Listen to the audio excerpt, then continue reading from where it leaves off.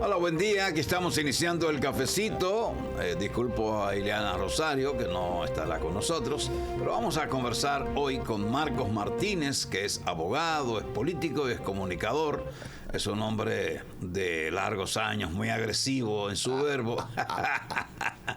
Pero bueno, es amigo de los amigos. Tiene pocos amigos, pero son amigos de verdad. Y eso es importante porque nadie puede pretender tener una cantidad inmensa de amigos. No, usted puede tener conocidos, pero amigos pocos. Gracias, Jaime, gracias. Y si existe la oportunidad de demostrarlo, ahí es que se acortan los amigos. Muchacho. Buen día, Marcos. Gracias. Una lástima no tener el privilegio de que doña Ileana esté aquí. Sí, pero hombre. nada, vamos a ver.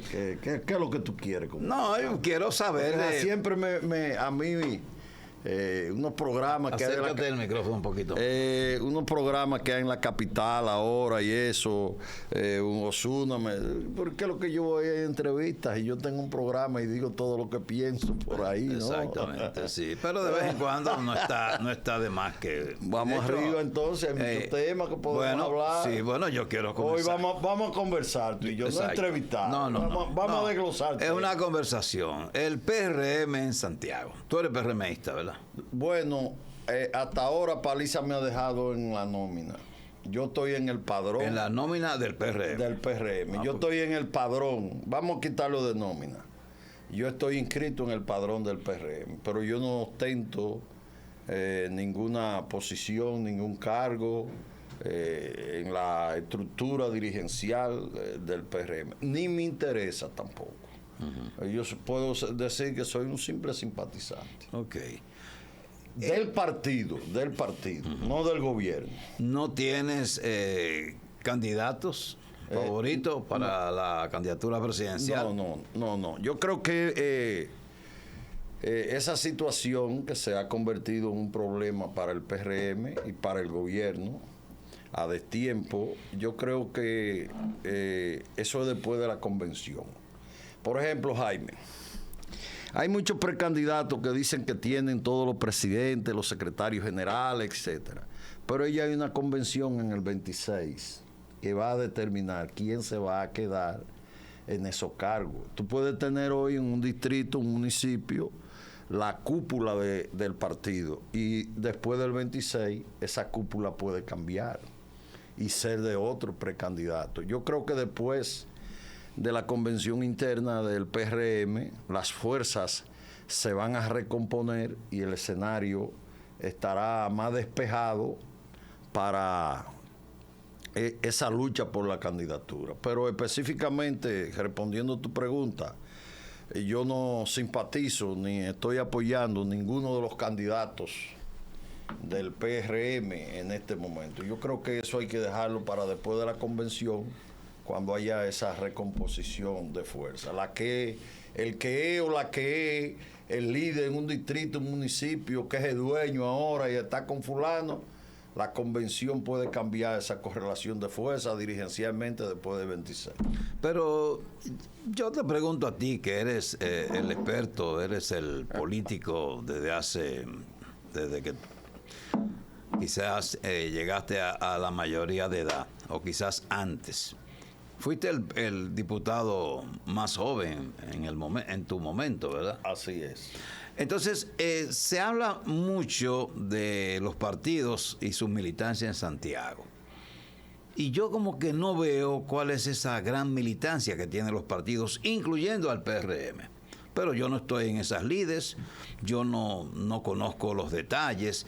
Realmente el PRM tiene mayoría de miembros en Santiago con relación a los demás partidos. Pero es que para ponernos en contexto de esa realidad, que de antemano digo que tú tienes razón, hay que irse un poco más atrás en la historia política electoral del país.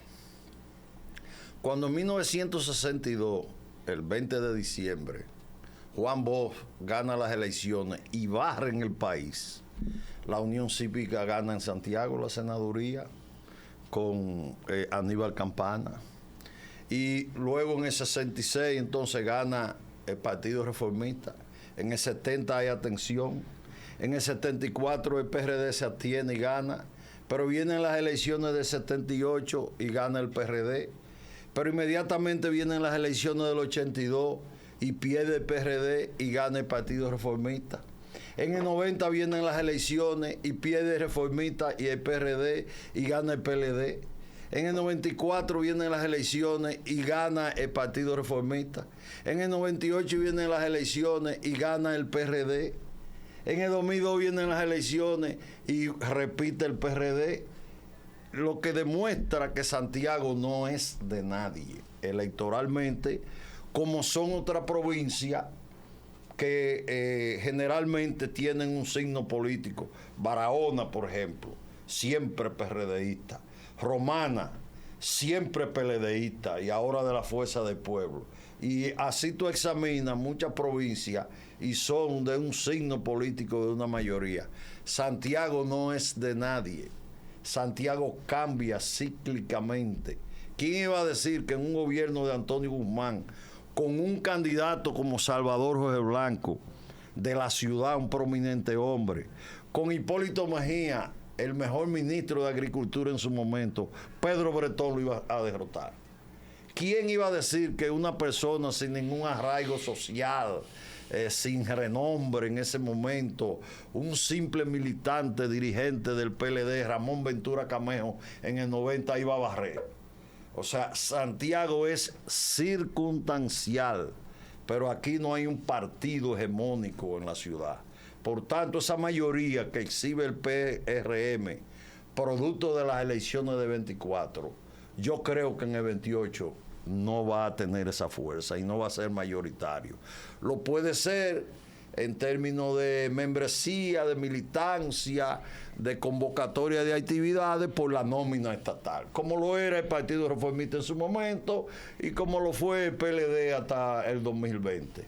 Pero yo creo que en Santiago la mayoría de los partidos son circunstanciales y el PRM no es una excepción. Recordemos que el PRM es el PRD. Y para mí una copia mala del PRD. El PRM es un soplo político circunstancial. No es un partido que tiene arraigo, historia. Y los que me critican cuando yo digo eso, yo lo emplazo. Y le digo que si en una reunión de más de 1000 dirigentes del PRM aquí en Santiago, 10 se saben el himno del PRM, yo estoy equivocado. Cuando dicen vamos a cantar el himno, lo que suena es una muchedumbre diciendo que viva la estrofa del PRD, porque ni el himno del partido se lo sabe.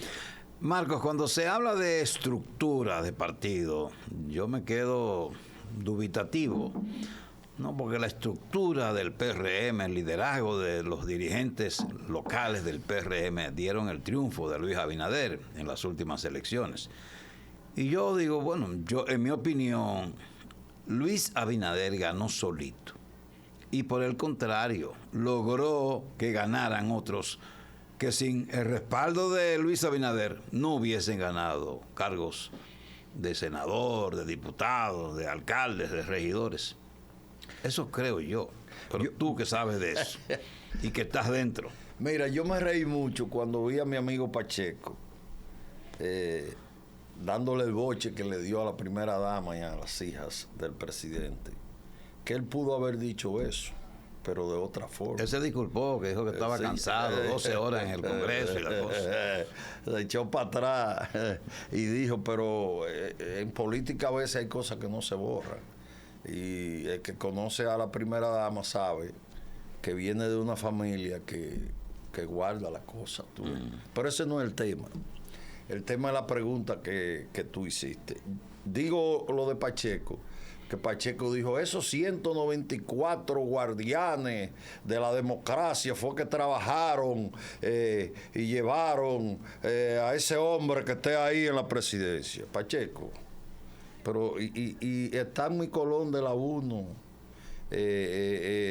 la Santo de la 3, una doctora de la 2, Mirna López de la 2, hubiesen ganado por sí solo ella las diputaciones si no tienen a Luis en esa boleta y hubiese producido un arrastre, esa ola avasallante que se produjo? No. Uno de los inconvenientes que tiene el PRM para el 28 es que Luis no va en la boleta. Que Luis, aún con los inconvenientes actuales, sigue siendo un hombre con simpatía, con aceptación, con arrastre político. Y él no va a estar en la boleta. Si los dirigentes y la llamada estructura quiere atribuirse absolutamente ese triunfo del 24, pues que lo hagan. Eso en política es válido. Pero ciertamente hubo un alto porcentaje de Luis. Yo no fui a votar el 24 por el PRM, porque esos dirigentes me motivaron y me llevaron. Todo lo contrario, me incluyeron. Yo fui por Luis a votar y me levanté a votar por Luis. Y como yo, deben haber miles que lo hicieron. Si me hablan de una combinación de la estructura que representa un porcentaje, de la simpatía que representa otro, estamos hablando la verdad. Pero cuando dicen la estructura, nosotros fuimos, eso no es verdad. Por ejemplo, mi buen amigo, el doctor Daniel Rivera, que no hizo 40 días de campaña, sin una estructura, sin un comité, ni siquiera de amigos para su candidatura, hubiese ganado si no hubiese sido la ola de Luis y lo que se presentó aquí en la provincia. Si tú coges el candidato, por ejemplo, a la Fuerza del Pueblo, Demóstenes Martínez, y lo pones del lado de Daniel Rivera, libra por libra, ¿quién era mejor candidato? Sin embargo, Rivera barrió, pero barrió por la boleta que iba y porque Luis se lo echó al hombro y lo llevó. El propio alcalde, un hombre sin luces, sin una impronta, sin un liderazgo, que tú digas, eso, ¿qué pasó? También Luis se lo echó al hombro. Ahora ahí viene 28, Jaime. ¿Tú crees que pueden repetir? Que repitan a ver si le va a ir igual. No le va a ir igual. Entonces yo tengo que coincidir contigo que no solamente fue el aparato, fue la candidatura fresca, el poder, porque recordemos que Luis iba a la reelección. que la estructura del Estado ayudó. O Corazán no ayudó con combustible y vehículos. O el del norte no ayudó con combustible y vehículos. O los empleados que querían quedarse no hicieron activismo. O sea, hay un conjunto de cosas. Pero no solamente es la estructura, como tú dices. Bien, vamos a unos mensajes. Estamos conversando hoy con Marcos Martínez. Repasando.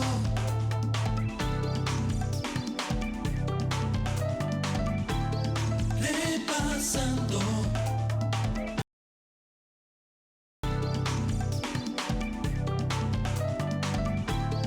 Repasando.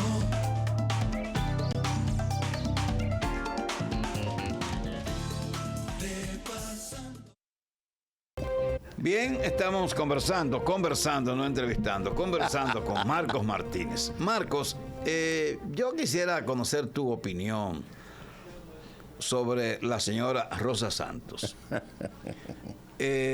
Tantas cosas que se dicen de la relación de ella con el presidente, de que sí, de que no, de que la va a nombrar en un cargo fuera de aquí. Y sé, eso sí yo lo sé, que unas declaraciones que ella ofreció en un encuentro que se hizo de apoyo a Wellington Arnaud, aspirante a la candidatura presidencial por el PRM, unas declaraciones de ella muy virulentas, fue lo que motivó que el presidente escribiera en contra del laborantismo de los funcionarios, y luego lo hizo al otro día de lo que escribió en X, lo hizo en Montecristi, en Pepillo Salcedo, donde presidía la inauguración de una línea de transmisión de una planta de generación de electricidad que está ya terminada. La línea de transmisión ya está concluida hasta la subestación de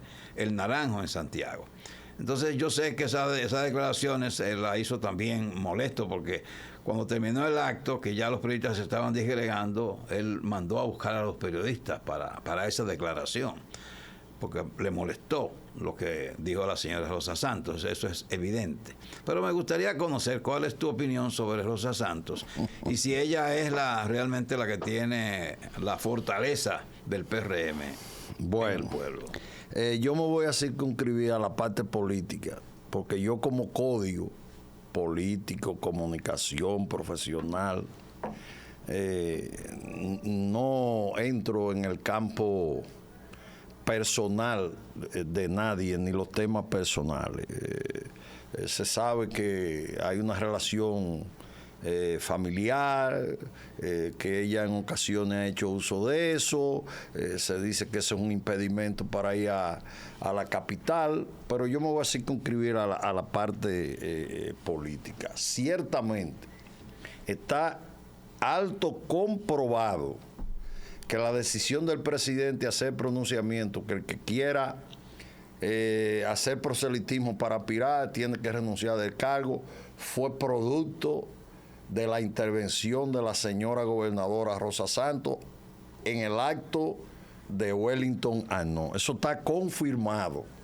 Incluso ella en esa intervención que usted la calificó, ella incluso aludió al presidente, que pudo haber sido lo que molestó al presidente, porque ella dijo en un momento dado que refiriéndose a Wellington Arnaud, no va a ser mal agradecido como otro.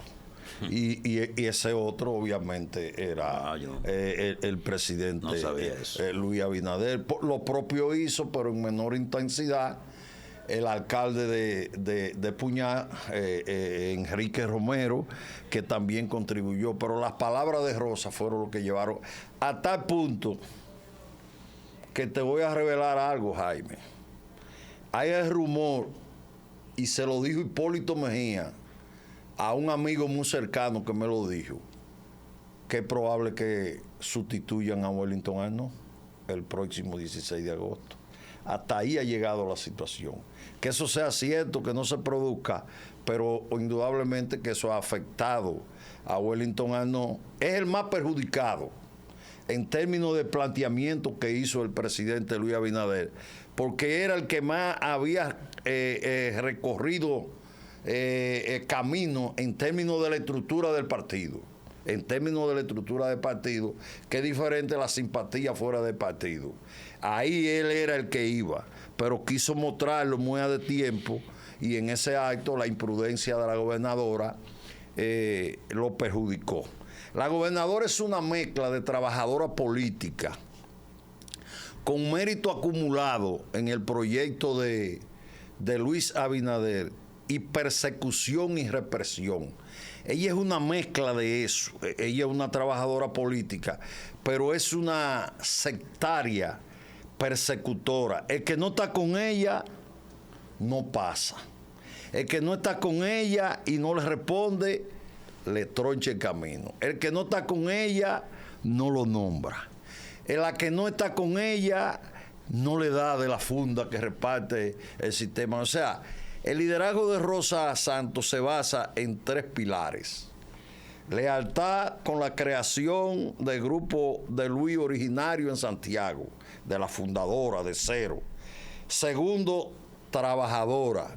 Y tercero, con la maquinaria represiva del gobierno en Santiago. A Rosa la quitan, como se rumora otra vez que la van a quitar el 16, incluso se habla ya de quién es su sustituta, y esa capacidad, ese control que ella dice tener y que tiene en cierta medida de las estructuras, sobre todo provinciales del partido, se van al piso inmediatamente, porque una alta dosis de eso es basada en que ella es la jefa. Si tú no estás con ella te cancela, yo fui que te nombré, yo soy que te doy los bonos, yo soy que te quito los bonos, yo soy que influyo para esto y para lo otro. O sea, ella es una mezcla de trabajo político, de mérito acumulado y de represión gubernamental. Entonces, entre ella, Enrique Romero, Andrés Cueto, Ulises Rodríguez. ¿Cuáles son los que tienen mayor fuerza en el PRM? Esos cuatro son 4 islas diferentes. Por eso digo. Esos son 4 islas Por diferentes. eso digo. Rosa es una isla independiente basada en las direcciones provinciales. Romero, que lucía un hombre en ascendencia, con una fuerza extraordinaria basada en los alcaldes distritales y municipales, en los últimos tiempos ha venido descendiendo esa influencia, porque a qué cuento de que yo hablo con el presidente, de que el presidente soy yo, de que yo soy el hombre presidente, eso como que se ha ido desdibujando y en esa medida él ha ido perdiendo fuerza.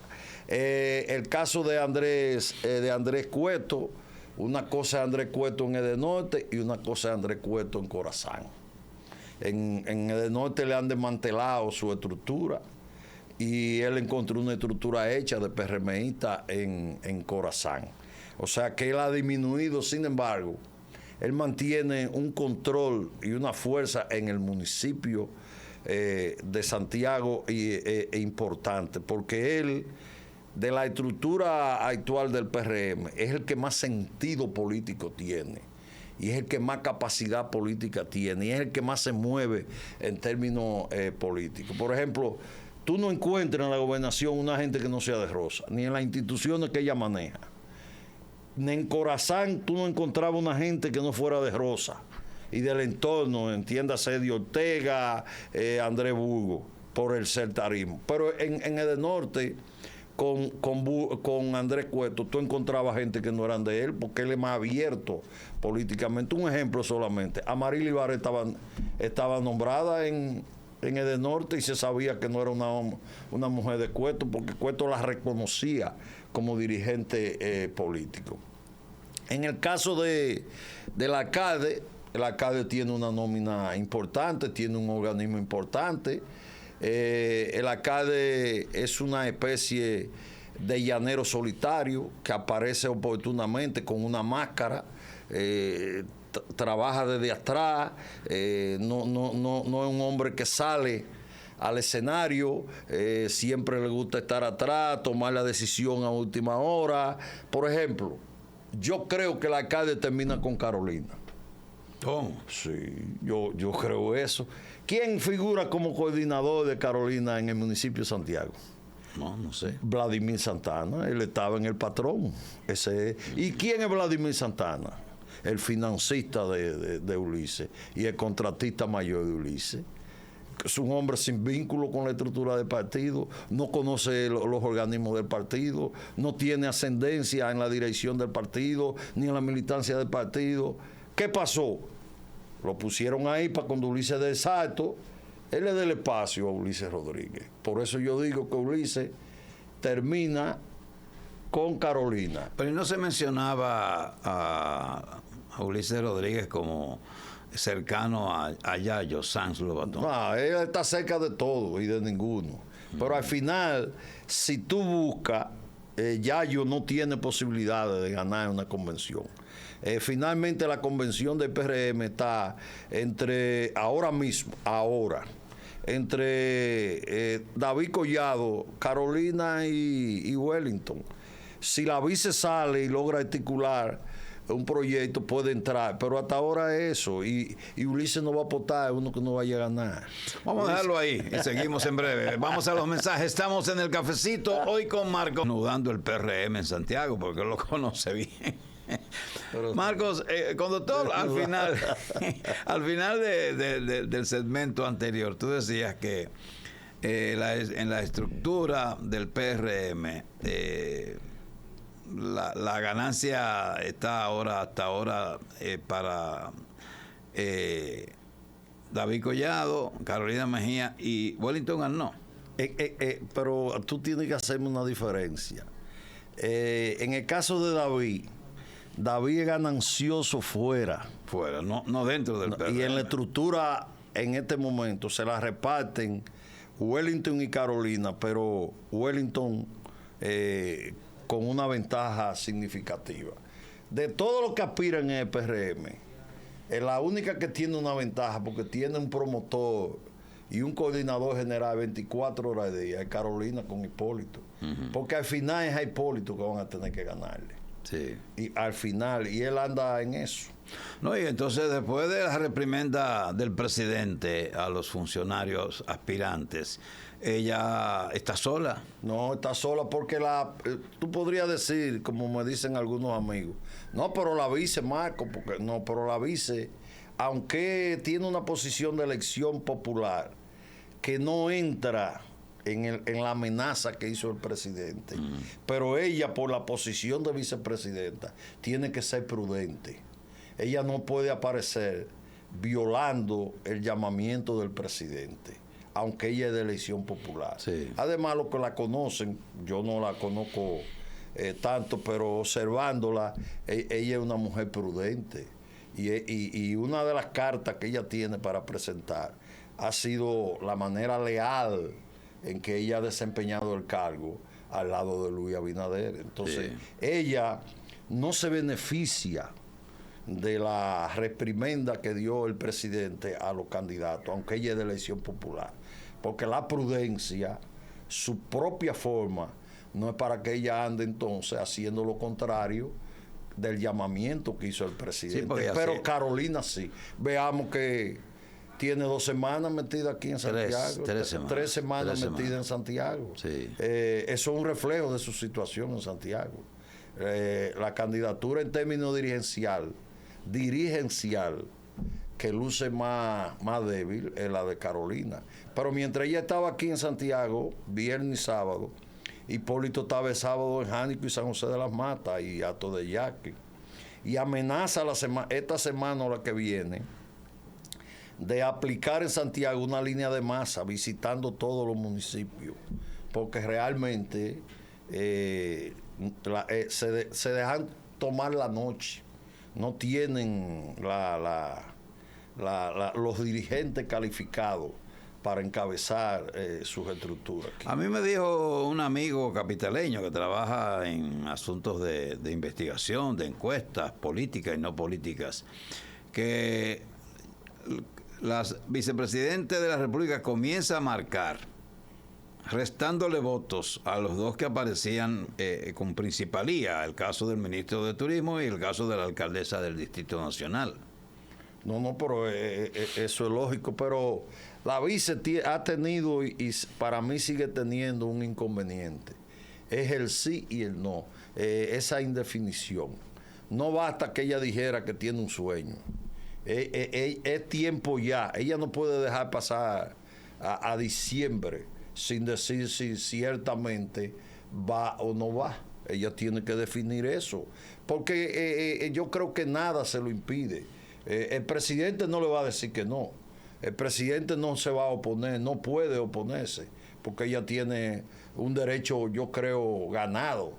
No es que tú me vengas a decir a mí que ella no es una militante, que eso es una mentira.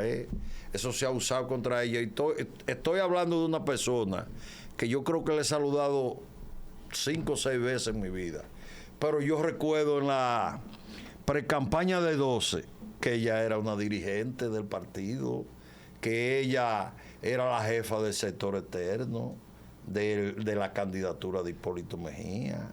Incluso en una reunión muy cerrada que yo tuve en el 12, cuando yo tenía el inconveniente con la que era la primera dama en ese momento, en la habitación principal de la casa de Andrés Burgo, y la señora Cortés, su esposa, estaba ahí Díaz Morfa, estaba ahí Miguel Vázquez Escoto, estaba ahí Eligio Jaque, estoy haciendo una revelación. Y yo fui acompañado de mi hermano y amigo, más mi hermano que amigo, Germán Betemí. Pepe Goico estaba ahí también, en la habitación de Brasilia Cortés y Andrés Burgo, que vivían detrás del home. Vino la conversación y me dijo el candidato que lucía ganador en ese momento, Hipólito Mejía: yo nada más tengo 3 compromisos. 3 compromisos nada más tengo hasta ahora. Emmanuel Esquea Guerrero, Procurador General de la República. Raquel Peña, gobernadora de Santiago, y a ti que te voy a nombrar en tal cargo. A ti. Sí, a mí. Pero lo que quiero resaltar es que de esos 3 compromisos, en el 12 dijo Hipólito que Raquel Peña iba a ser la gobernadora de Santiago. Entonces ella no es una benediza en el partido como lo quieren señalar. Y muy probable yo no esté con ella al final. Pero no me gusta tampoco que saquen armas innobles. Porque eso lo hacen para descalificar. Para disminuirla, para descalificarla. Pero yo creo que llegó el momento de que ella tiene que decir si va o no va. Ella no puede seguir con ese juego, porque mucha gente que puede estar con ella no se decide estar con ella porque no va a apoyar a una gente que no está seguro que va a echar pleito. Pero una pregunta, como conocedora de lo que es el Estado, de lo que es administrar, porque estuvo en Ucamaima por muchos años como vicerrectora administrativa, de los que aspiran, ¿cuáles, en cuanto a sus cualidades profesionales probadas, puede competir con ella? Pero no solamente, yo creo que... No, pero una pregunta que te voy a hacer. Sí, te la voy a contestar. No, una opinión mía. No, una pregunta. Y yo te la voy a contestar. Lo primero que yo te debo aclarar, que no es solamente la parte administrativa que tiene que tener un candidato.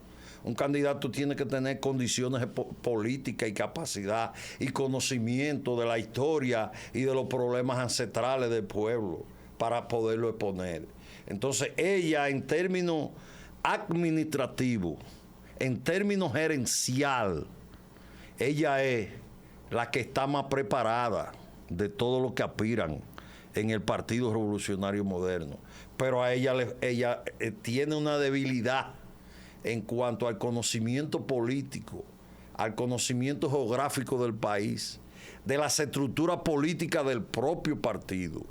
Y en ese sentido, entonces, ella tiene, para mí, un contendor que puede tener las 2 partes, que se llama Guido Gómez Mazara. Yo creo que Raquel, Guido y Carolina son los que están más preparados en términos gerencial y en términos políticos para competir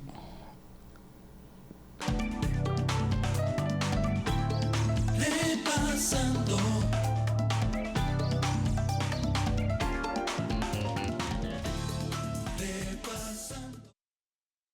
Bien, estamos con Marcos Martínez, que es un hombre que dice lo que piensa y que tiene mucha información, porque hay mucha gente que le suministra información. Dime una cosa, Marcos, las posibilidades presidenciales para el 2028. Estamos lejos, Jaime. Pero hoy aparentemente. Pero hoy día, el que postule el PRM, yo no sé quién va a ser, yo no tengo preferencia, no es como dicen que, este Marco es de Hipólito. No, yo soy amigo transado de Hipólito Mejía. Si yo saliendo de aquí recibo una llamada de que Hipólito me quiere ver, voy donde como amigo. Pero hace mucho tiempo que yo dije que mis relaciones, mis afectos y mi lealtad, por ejemplo, Antonio Guzmán, al propio Hipólito Mejía, no son transferibles. No importa el grado de familiaridad. Lo mío llega ahí, para que se esté claro. Yo no tengo candidato ahora. El que elige el PRM, el que sea, por el hecho de ser partido de gobierno, la fuerza que representa, emotiva y sentimental, no de historia, ni de órgano, ni de trayectoria, va indudablemente a ser competidor. Y del otro lado, no hay más nada que no sea Leonel Fernández. Olvídate que el PLD, por mucho que se esté recomponiendo como partido, no va a lograr una recomposición tal de aquí al 28 para ser una fuerza competitiva. La competencia está ni siquiera en la fuerza del pueblo. La fuerza del pueblo no va a ser un partido de aquí al 28 que como partido compita con el candidato del PRM. Todas las encuestas y de aquí al 28 será igual. Cuando midan a Leonel estará por encima de la fuerza del pueblo. O sea, el candidato a vencer en el 28 el día de hoy que estamos usted y yo hablando aquí. Yo no sé dentro de un mes que suceda un acontecimiento, es hoy que yo estoy diciendo. Es Leonel Fernández del lado de la oposición y el que elija el PRM. Ahí es que está la lucha. Y todo va a depender el candidato del PRM, el accionar de Luis Abinader. Que Luis Abinader se meta, que deje que el gobierno se meta, que los funcionarios se metan, que en cierta medida hasta donde se pueda los recursos del Estado se volquen a favor de ese candidato. Todo va a depender de eso. Yo lo veo así en este momento, aunque a mis amigos del PRM no les guste que yo diga eso. ¿Y con quién tendría más compromiso el señor Luis Abinader para respaldar? Ese es un cuestionamiento que hay en este momento. Yo creo que si Luis, mira, Jaime, tú dices que yo conozco el PRM, y es verdad, yo lo conozco porque el PRM es una derivación del PRD. Y yo fui diputado y toda la vida. Yo comencé a accionar, dijo al principio del programa, quizá a la mayoría de edad, yo comencé a accionar en 1967. Siendo un dirigente estudiantil intermedio en la Nacaona Monte de Fren, que era el órgano estudiantil del PRD, yo lo conozco bien. Si Luis se mete indirecta o directamente a respaldar un candidato, el PRM vuela en pedazos, añisco. Si a Hipólito Mejía le hacen una maniobra, no se monta en la patana. Si a Hipólito Mejía, con alguna truchimanería, le tronchan a Carolina, desgarra ese partido. Si a David Collado le hacen una marrulla y Luis apoya a otro en contra de él, se va con el PRD, eso está pactado ya. ¿Así? O sea, sí, Luis está obligado a real y efectivamente jugar y demostrar, como la mujer del César, que es imparcial. Si toma una decisión solapada y se la descubren, o juega a que él es el toro, le desbaratan ese partido. Ese partido no le duele a nadie. Ese partido no se sufrió para construirlo. Ese partido no se construyó por un líder como fue Juan Bosch, que dividió el PRD y creó el PLD. Ese partido no se creó por un Joaquín Balaguer en el exilio cuando creó el Partido Reformista.